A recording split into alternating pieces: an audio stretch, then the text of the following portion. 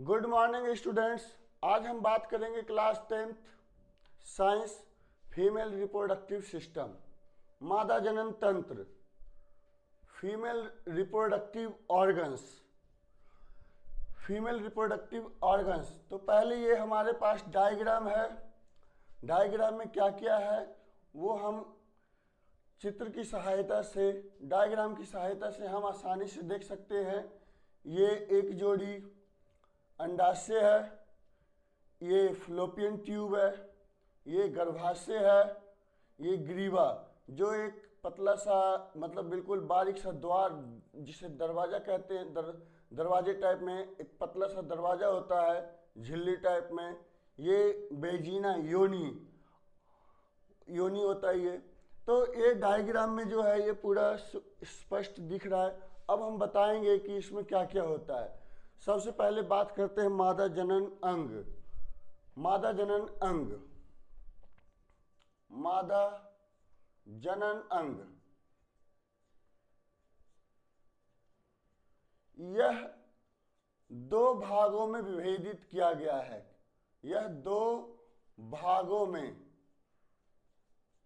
विभेदित किया गया है, विभेदित किया गया है मतलब विभाजित किया गया है।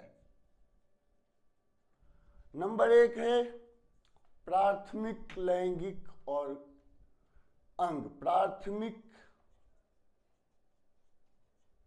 लैंगिक अंग, अंग primary sexual organs, sexual organs. दूसरा है द्वितीयक लैंगिक अंग,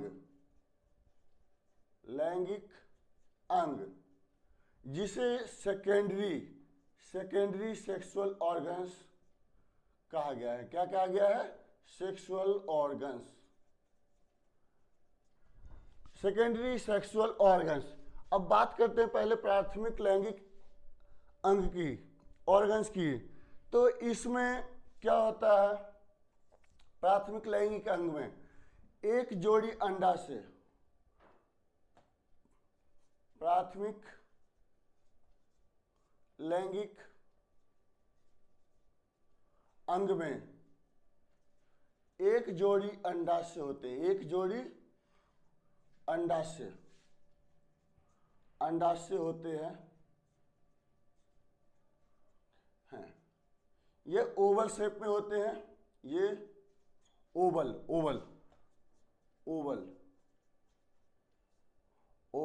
कहे तो ओवल शेप में होते, ओवल शेप में होते हैं, आकृति में होते हैं। ओवल आकृति में ये होते हैं। यह दो प्रकार के हार्मोन का भी निर्माण करते हैं, एस्ट्रोजन और प्रोजेस्टेरोन। अब ये जो अंडाशय जो है, अब ये अंडाशय कहाँ स्थित होते हैं? यह अंडाशय रज्जु के दोनों ओर, रज्जु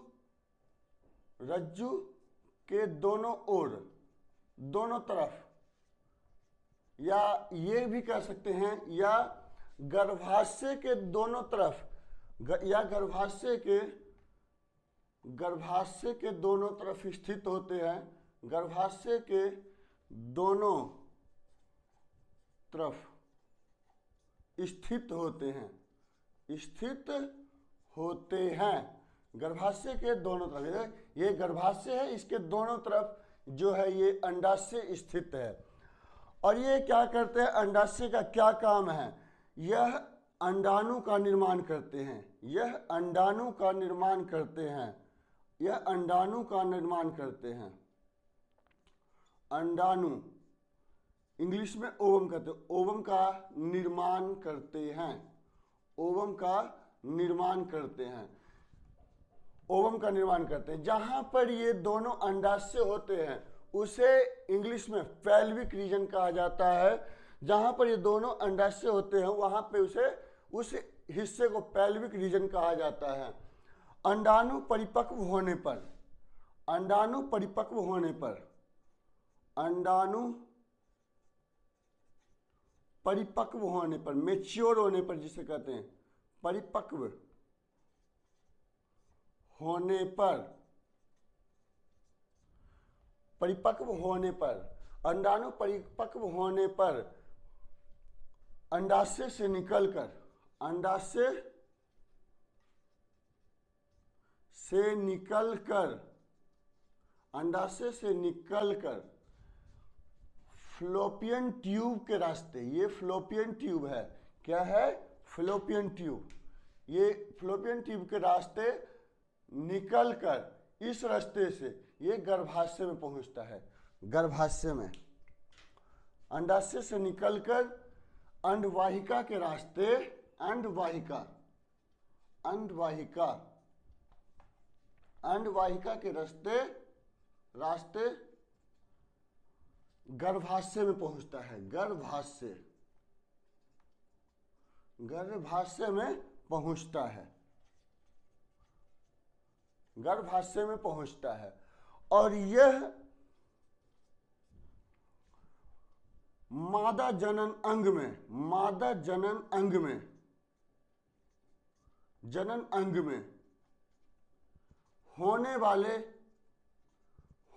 वाले बदलाव के लिए उत्तरदायी है, बदलाव के लिए उत्तरदायी है, उत्तरदायी है। अब ये बदलाव क्या क्या होते हैं, जैसे स्त्रियों में या लड़कियों में जो है हर 28 दिन पर एक मेंस्ट्रुएशन साइकिल चलता है। तो ये क्या होता है कि अगर इसे इन अंडाणुओं को कोई स्पर्म, कोई मेल स्पर्म अगर प्राप्त नहीं होता है तो ये 28 दिन बाद अपने आप टूट करके, ये अपने आप टूट करके ग्रीवा के रास्ते, अपने आप टूट करके ग्रीवा के रास्ते, ये ग्रीवा से होते हुए योनि के रास्ते ये बाहर निकल जाते हैं। हर 28 दिन बाद ये काम होता है। अब बात करते हैं द्वितीयक लैंगिक अंग के। द्वितीयक लैंगिक अंग क्या होते हैं? द्वितीय लैंगिक अंग जनन में होने वाले बदलाव और मदद, उनके जनन के लिए मदद करते हैं। द्वितीय लैंगिक अंग 3 होते हैं। नंबर एक होता है अंडवाहिका,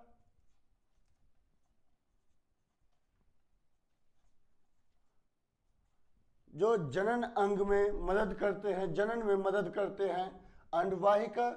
दूसरा है गर्भाशय, दूसरा है गर्भाशय। और नंबर 3 पे है योनि, योनि।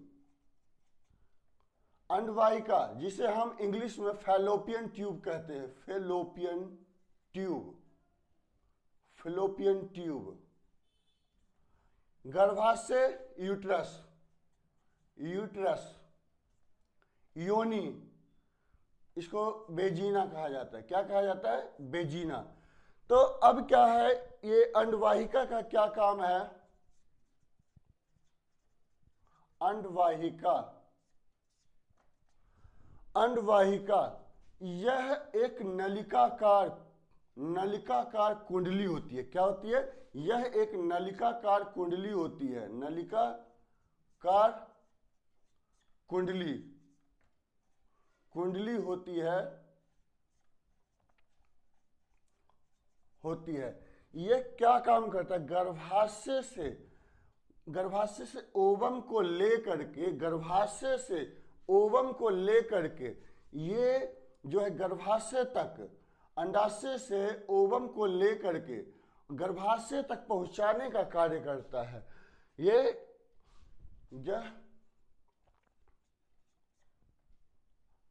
ओवम को, यह ओवम को, अंडाणु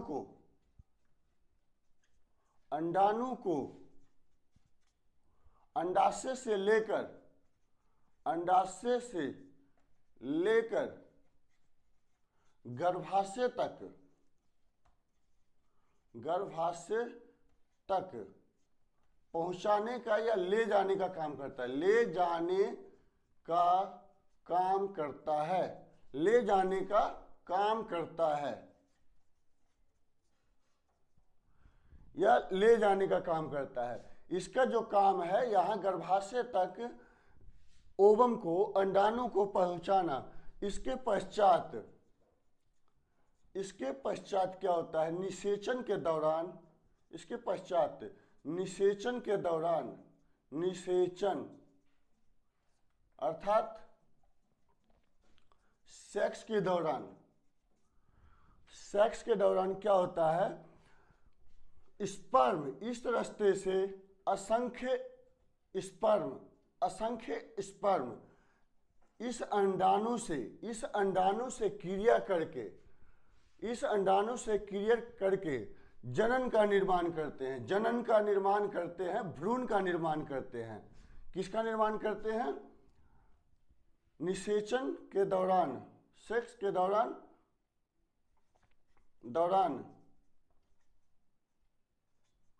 अंडाणु से क्रिया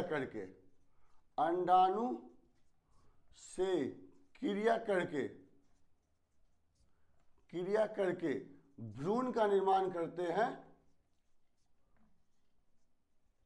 भ्रूण का निर्माण करते हैं, भ्रूण का। और अगर ये मान लो अगर स्पर्म इस अंडाणु को नहीं मिलता है तो ये पहले ही बताया कि 28 दिन बाद ये धीरे धीरे टूट करके ग्रीवा से होते हुए ये बेजीना के रास्ते ये बाहर निकल जाते। ये 28 दिन बाद, हर महीने के किसी में 30 दिन, किसी में 25 दिन, वैसे जो इसका मेन साइकिल है वो 28 दिन का होता है। 28 दिन बाद ये बाहर निकल जाते हैं अगर इसे स्पर्म प्राप्त नहीं होता है तो। अब आगे बात करते हैं गर्भाशय की।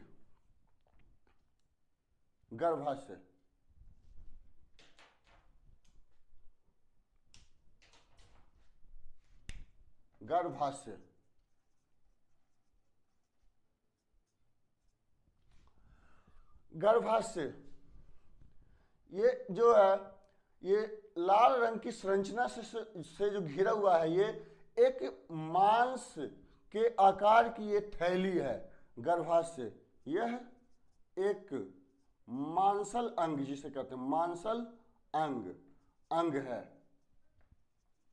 यह एक थैली नुमा संरचना होती है, थैली नुमा संरचना होती है, थैली नुमा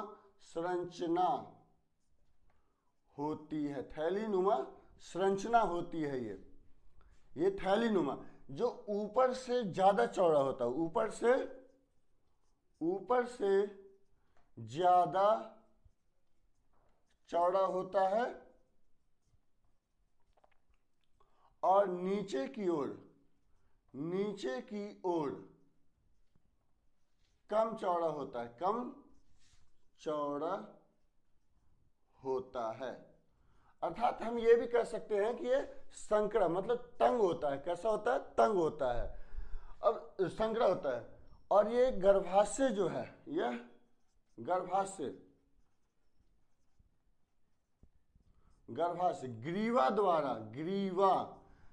ग्रीवा ये यहां पे ग्रीवा है, ग्रीवा द्वारा योनि बेजीना में खुलता है, योनि में खुलता है या बेजीना में खुलता है, इंग्लिश में बेजीना कहते हैं, बेजीना में खुलता है। यह जो है 10 से 12 सेंटीमीटर लंबी होती है। कितनी होती है?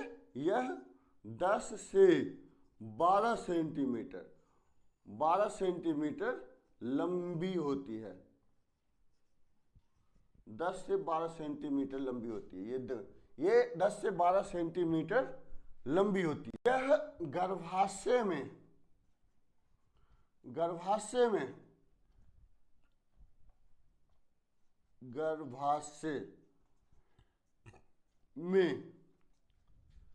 सेक्स के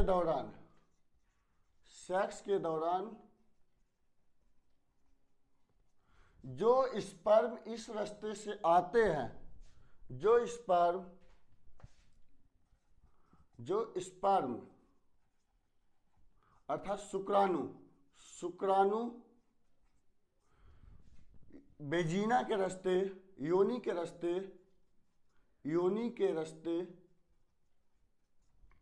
योनि के रास्ते गर्भाशय में आते हैं।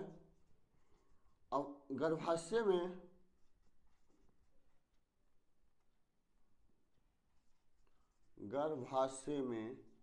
आते हैं, गर्भाशय में आते हैं और अंडाणु से क्रिया करके, यह अंडाणु से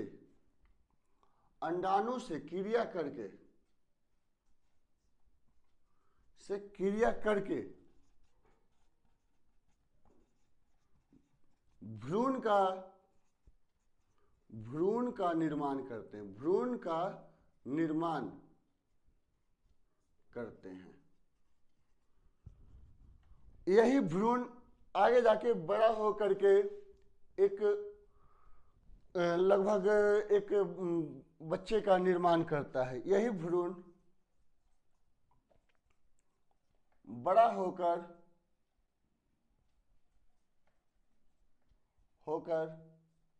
बच्चे का निर्माण करता है। यही भ्रूण बड़ा होकर बच्चे का रूप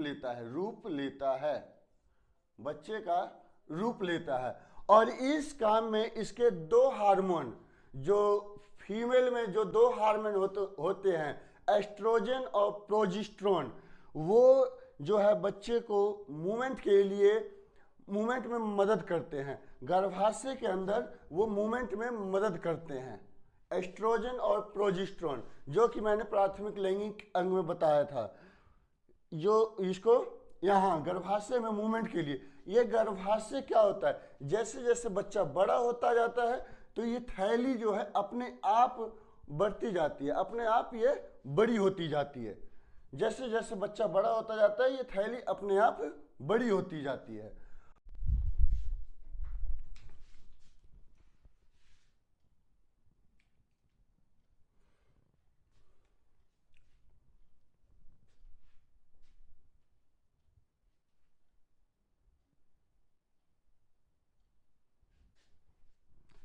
ये गर्भाशय में भ्रूण और जो ये प्लेसेंटा दोनों को जोड़ने का काम, जो माता के मतलब जो गर्भाशय है, ये इसको जो भोजन प्राप्त होता है, भोजन को जोड़ने का काम ये प्लेसेंटा नामक अंग का कार्य है। प्लेसेंटा जो है वो बच्चे को भोजन प्रदान करने में मदद करता है। अब आगे बात करते हैं योनि अर्थात बेजीना। अब ये क्या होता है, यह मूत्राशय व मलाशय के मध्य स्थित होता है। मूत्राशय और मलाशय, जैसे मान लेते हैं कि पीछे, इसके पीछे की साइड में मलाशय, जो जिसे हम आम बोलचाल की भाषा में लैट्रिन कहते हैं, लैट्रिन वाला अंग होता है इसके पीछे, और मूत्राशय इसी के आगे की साइड में एक हल्का सा छिद्र होता है। यह मलाशय और मूत्र अंग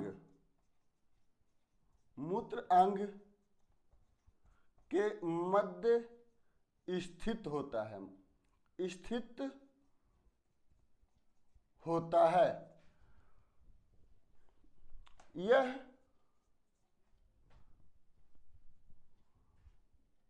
जो है यह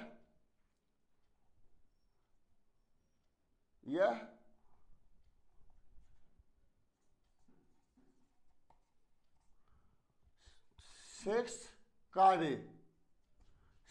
कार्य में मदद करता है। सेक्स कार्य में मदद करता है। सेक्स कार्य में ये मदद करता है।